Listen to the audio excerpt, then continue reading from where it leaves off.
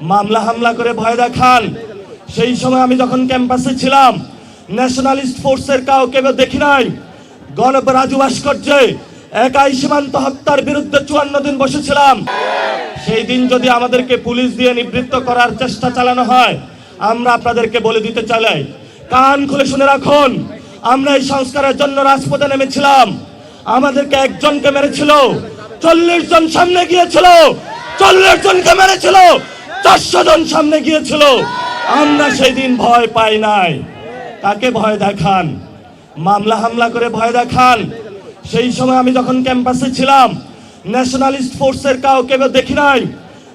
রাজু ভাস্কর্যে একাই সীমান্ত হত্যার বিরুদ্ধে 54 দিন বসেছিলাম। তারেক রহমান, আপনিও সেই অবস্থান আপনি দেখেছিলেন। আপনি সেই সময় দেখেছিলেন ভারতের বিরুদ্ধে কারা দাঁড়াচ্ছে।